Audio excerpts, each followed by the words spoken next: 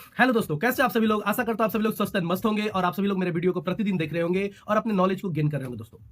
दोस्तों आज मैं आपको पार्ट 6 का सेकंड पार्ट लेकर आया हूं। पिछली बार मैं पार्ट 6 का पार्ट 1 लेकर आया था, जिसमें 1 से लेकर 50 क्वेश्चन मैंने सॉल्व कराए थे।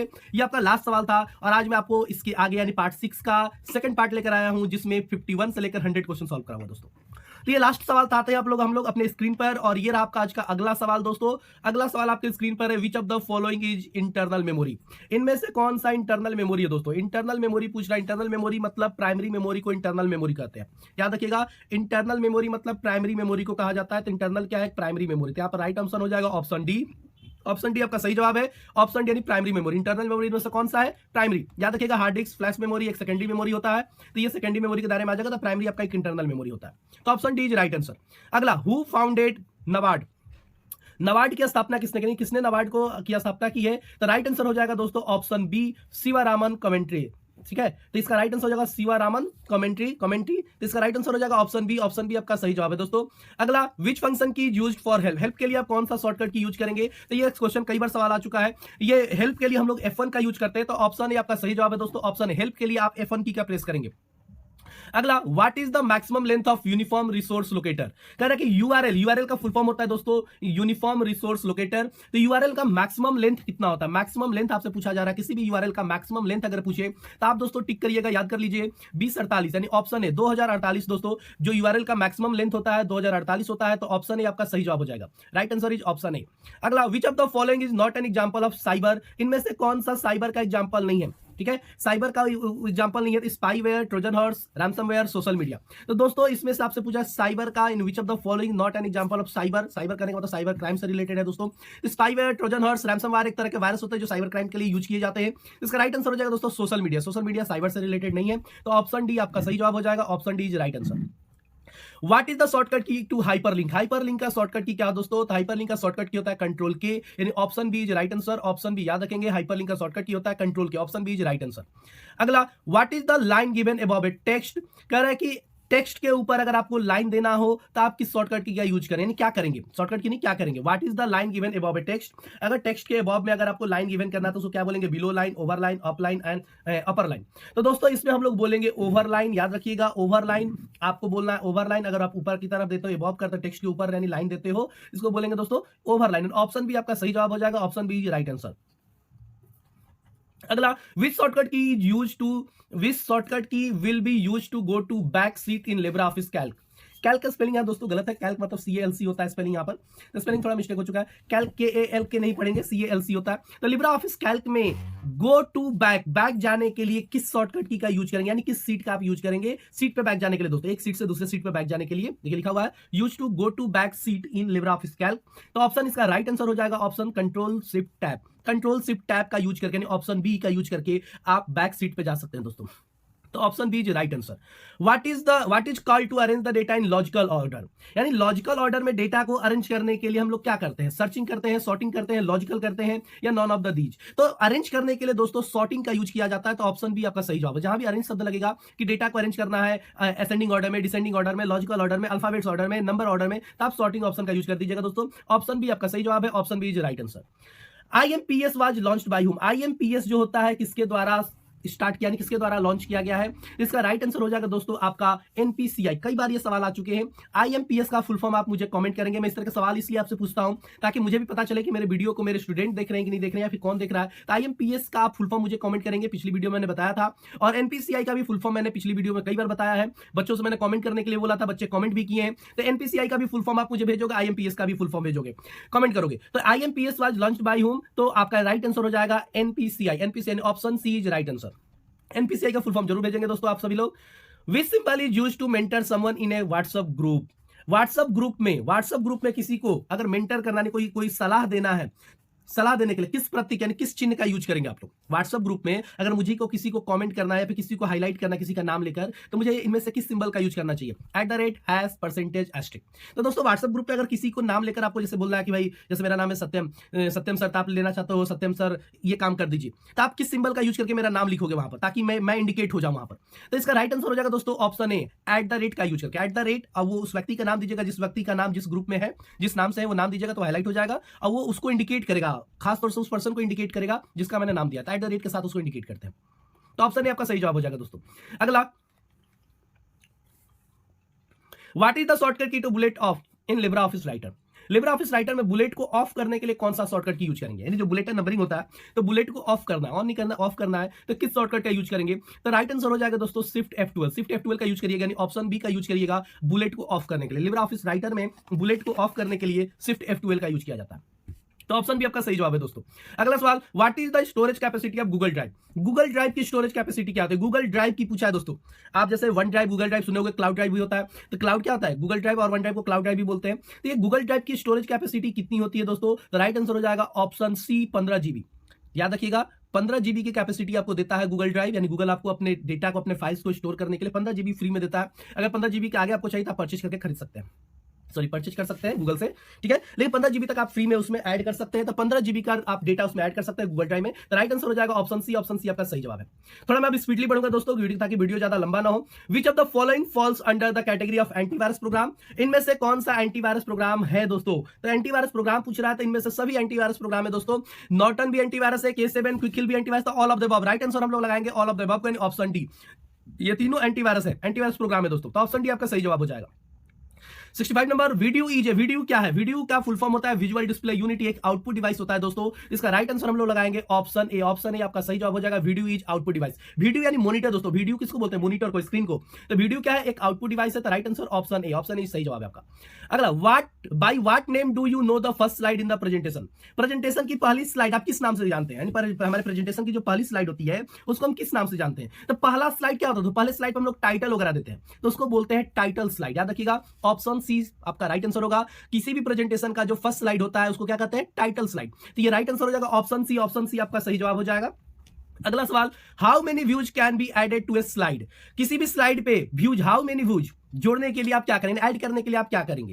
यानी कितने व्यूज आप एक स्लाइड पे ऐड कर सकते हैं? 3, 2, 5, 10। राइट आंसर हो जाएगा दोस्तों, आप 10 व्यूज आप ऐड कर सकते हैं। Can be added to a slide. Slide पे आप कितने व्यूज ऐड कर सकते हैं? तो 10। Option D is right answer. Option D आपका सही जवाब हो जाएगा।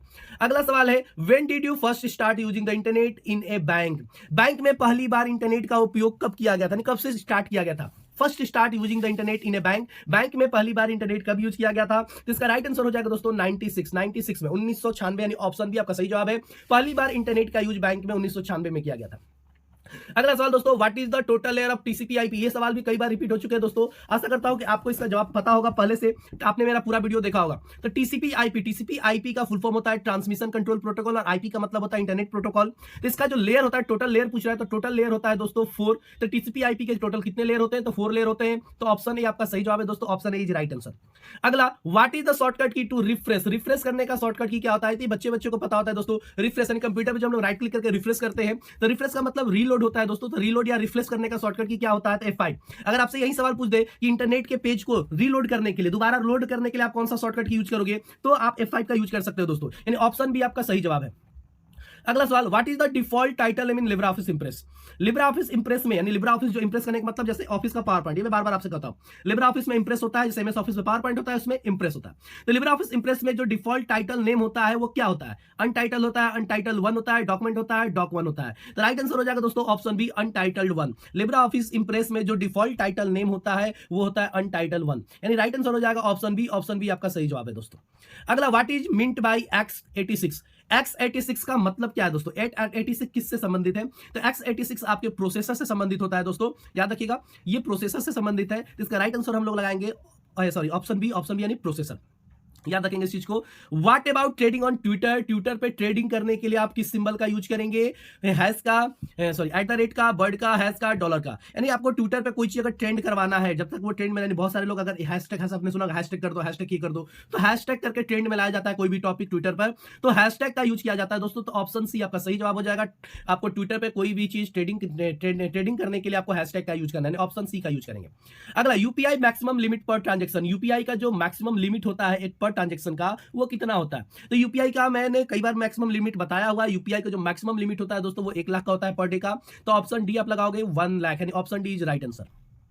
विच of the following is not a part of the CPU, इनमें से कौन सा सीपीयू का पार्ट नहीं है? सीपीयू का पार्ट नहीं पूछ रहा है दोस्तों, storage unit, arithmetical logic unit, program unit, control unit. कौन सा दोस्तों? तो ऑप्शन हो जाएगा आपका option C, program unit. CPU का पार्ट नहीं होता। सीपीयू में स्टोरेज यूनिट होते हैं, अर्थमेटिकल यानी एलई होता है, अर्थमेटिक लॉजिक यूनिट होता है, कंट्रोल यूनिट यानी सीयू होता है, लेकिन प्रोग्राम यूनिट कोई नहीं होता है सीपीयू में। तो option C is right answer, option C आपका सही जवाब है, प्रोग्राम यूनिट नहीं होता है सीपीयू में।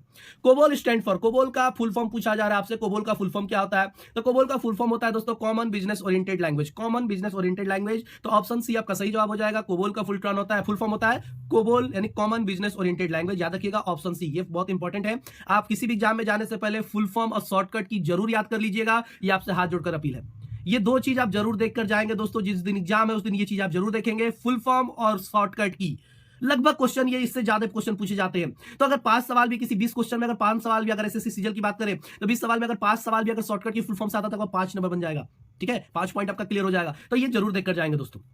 अगले सवाल पर आते हैं, who among following is the largest, इनमें से सबसे बड़ा कौन सा है? लार्जेस्ट मेमोरी, ये क्या है? वाईबी, टीबी, ईबी, जेडबी क्या है? मेमोरी का यूनिट है दोस्तों। जैसे जीबी, एमबी आपने तो सुना होगा, इतना जीबी का पेन ड्राइव है, इतना जीबी का मेमोरी कार्ड, इतना जीबी डेटा है। तो जीबी, एमबी, टीबी होता है, वैसे वाईबी, टीबी, ईबी, जेडबी होता है। तो इसमें सबसे बड़ा कौन है? सबसे बड़ा आपसे पूछा जा रहा है, तो सबसे बड़ा इसमें होता है दोस्तों जेडबी। जेडबी मतलब जोटाबाइट। तो ऑप्शन डी आपका सही जवाब हो जाएगा दोस्तों, option D is right answer.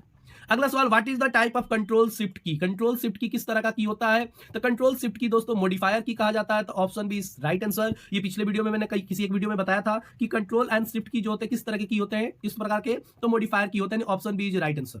Not a Linux OS, इनमें से कौन सा लिनक्स ऑपरेटिंग सिस्टम नहीं है? ओएस का मतलब ऑपरेटिंग सिस्टम होता है। तो रेड हार्ट, क्रोमियम, बीएसडी और उबंटू, इनमें से कौन सा लिनक्स ऑपरेटिंग सिस्टम नहीं है दोस्तों? तो बीएसडी, बीएसडी आपका लिनक्स ऑपरेटिंग सिस्टम नहीं है। तो राइट आंसर हो जाएगा ऑप्शन सी, ऑप्शन सी आपका सही जवाब हो जाएगा। याद रखेंगे, रेड हार्ट, क्रोमियम और उबंटू आपके लिनक्स ऑपरेटिंग सिस्टम होते हैं, लेकिन बीएसडी ऑपरेटिंग सिस्टम नहीं होते। तो ऑप्शन सी आपका सही जवाब है।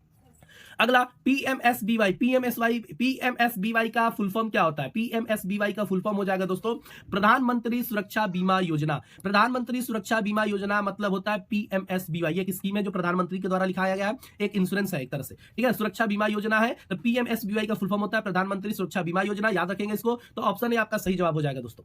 अगला, when did the coin of 10 begin? 10 यानी 10 रुपए का जो कॉइन होता है कब स्टार्ट किया गया था, कब से चल रहा है हमारे इंडिया में?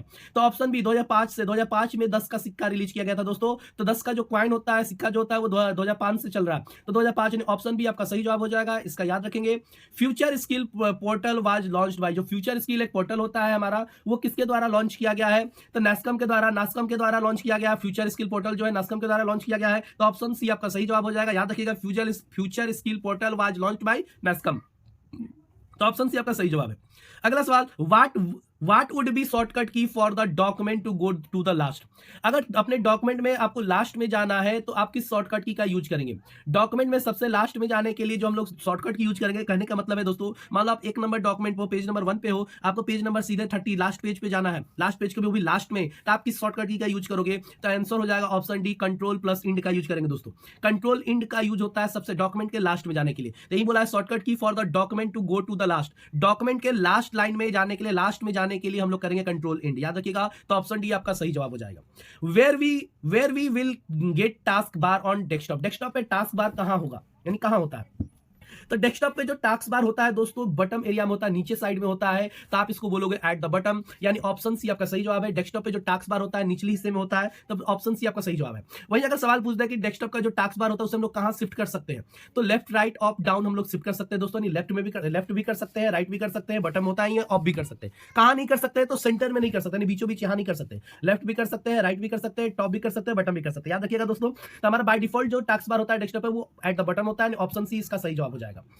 How many characters in the IFSC code? IFSC code में कितने कैरेक्टर होते हैं दोस्तों? आईएफएससी कोड में जो कैरेक्टर होते हैं 15, 7, 15 नॉन। तो दोस्तों इसका राइट आंसर हो जाएगा option D, non. IFSC code में इनमें से कोई भी ऑप्शन नहीं होता है जो कैरेक्टर होते हैं। तो आप मुझे कमेंट करके दोस्तों बताइएगा आईएफएससी कोड में कितने कैरेक्टर होते हैं, क्योंकि मैंने पिछली वीडियो में बताया था कि आईएफएससी कोड में कितने कैरेक्टर होते हैं। तो ऑप्शन डी इसका राइट आंसर है। फिलहाल आप मुझे कमेंट करके बताएंगे कि आईएफएससी कोड का फुल फॉर्म क्या होता है और इसमें कितने कैरेक्टर होते हैं, ये आप मुझे कमेंट करके बताएंगे दोस्तों।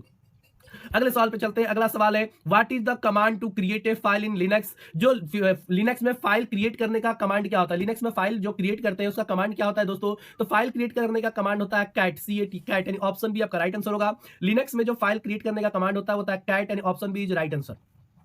अगला, sending money on UPI is called. अगर आप यूपीआई से मनी कहीं सेंड करते हो, पैसा कहीं भेजते हो, तो उसको क्या बोलेंगे? तो उसको बोलते हैं पुश, यानी धक्का देना, यानी क्या कहते हैं? पुश यानी धक्का देना। पुश का मतलब क्या था? ढकेलो। तो इसको पुश बोलते हैं दोस्तों। यूपीआई से अगर आप पैसा भेजते हो तो आप ऑप्शन ए, यानी ऑप्शन ए आपका सही जवाब हो जाएगा, याद रखेंगे। अगला, dot matrix printer. Dot matrix printer क्या है दोस्तों? इनपुट डिवाइस है, आउटपुट डिवाइस है, इनपुट आउटपुट नॉन। तो डॉट मैट्रिक्स एक प्रिंटर है दोस्तों, प्रिंटर है तो आउटपुट डिवाइस, यानी ऑप्शन सी आपका सही जवाब हो जाएगा। Option C is right answer, याद रखेंगे। डॉट मैट्रिक्स का एक प्रिंटर है जो कि डॉटेड फॉर्म में प्रिंट करता है दोस्तों, तो ऑप्शन सी इसका सही जवाब हो जाएगा। अगला, on the internet is a flame is message that is. Internet पर जो एक फ्लेम होता है, मैसेज एक संदेश है, जो उसको क्या कहते हैं?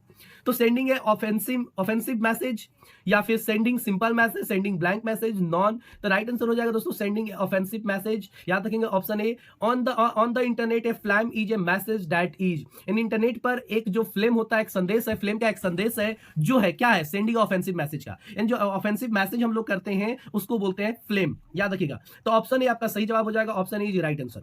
How many languages are dedicated in Libre Office. Libre Office में कितने लैंग्वेज यानी कितने भाषाएं होती है दोस्तों? इसका राइट आंसर हो जाएगा दोस्तों 40। 40 भाषाएं में लिब्रा ऑफिस होता है। तो how many languages are dedicated in Libre Office? तो 40। ऑप्शन डी आपका सही जवाब हो जाएगा 40। There is no effect on transition in Libre office, sorry line office.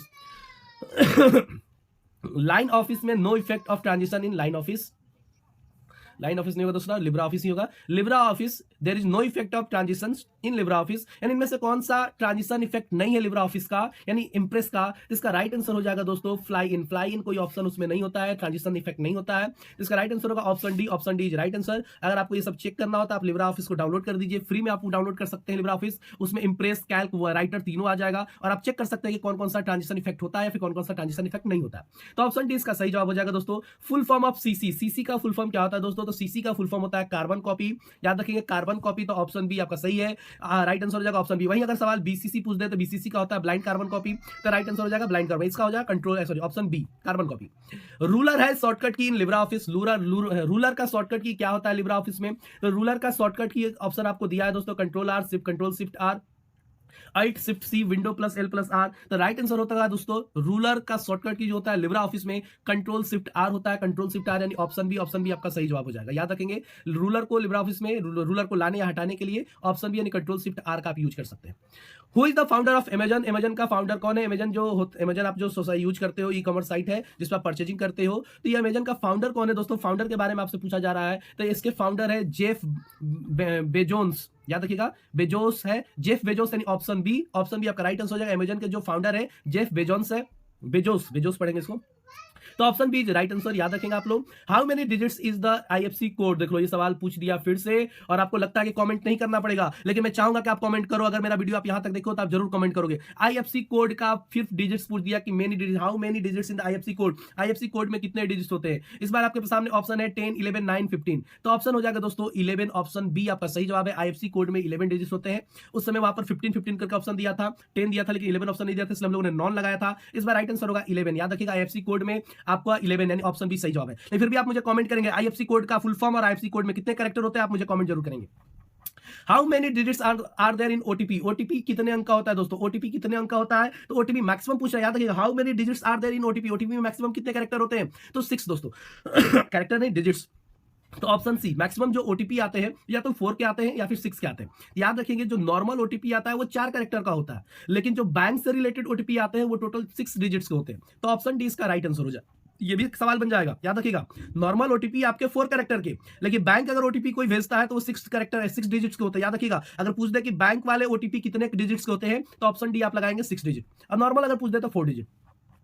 What is the file extension of base data in Libre office. Base का, ये base कहने का मतलब दोस्तों जैसे माइक्रोसॉफ्ट ऑफिस का एसएस होता है ना, एसएस होता है डेटाबेस क्रिएट करने के लिए, उसी तरह लिब्रा ऑफिस में बेस होता है डेटाबेस क्रिएट करने के लिए। तो बेस का एक्सटेंशन क्या होता है? बेस का आपको एक्सटेंशन पूछ रहा है। बेस का जो एक्सटेंशन होता है .odb होता है, याद रखिएगा .odb, यानी ऑप्शन ए सही जवाब है। बेस यानी बेस, लिब्रा ऑफिस का बेस जो होता है, बेस क्या है? एक डेटाबेस क्रिएट करने का सॉफ्टवेयर है ये, तो इसका राइट आंसर हो जाएगा, उसका एक्सटेंशन नेम होगा .odb, यानी right answer option A. Option A is right answer. What is the full name of DFS. DFS का पूरा नाम आपसे पूछा जा रहा है, फुल फॉर्म पूछा जा रहा है। तो डीएफएस का फुल फॉर्म हो जाएगा दोस्तों डिस्ट्रीब्यूटेड फाइल सिस्टम। डीएफएस मतलब डिस्ट्रीब्यूटेड फाइल सिस्टम, यानी ऑप्शन सी आपका सही जवाब हो जाएगा। Option C is right answer.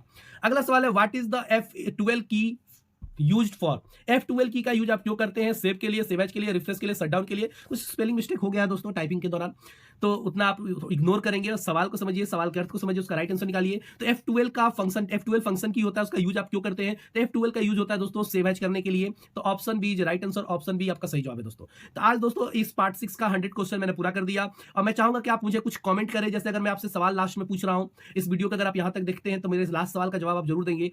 Control plus F12 से क्या होगा और शिफ्ट प्लस F12 से क्या होगा? एमएस ऑफिस में पूछ रहा हूं। एमएस ऑफिस में कंट्रोल प्लस F12 से क्या होगा और शिफ्ट F12 से क्या होगा? आप मुझे जरूर से जरूर कमेंट करेंगे दोस्तों। आशा करता हूं कि आपको ये मेरे सारे क्वेश्चंस बहुत अच्छे लग रहे होंगे और आप सारे को अच्छे से पढ़ रहे होंगे, मेहनत कर रहे होंगे। जहां भी दोस्तों आपको कोई कंफ्यूजन हो आप कमेंट करिए, कमेंट करके आप मुझसे सवाल करिए, या किसी अदर टॉपिक पर अगर आपको कोई वीडियो चाहिए तो आप मुझे कमेंट करिए। अगर ज्यादा से ज्यादा कमेंट आया तो मैं जरूर वीडियो बनाने का प्रयास करूंगा दोस्तों। चलिए दोस्तों, अब मैं आप लोगों से विदाई लेता हूं। जय हिंद, वंदे मातरम, धन्यवाद।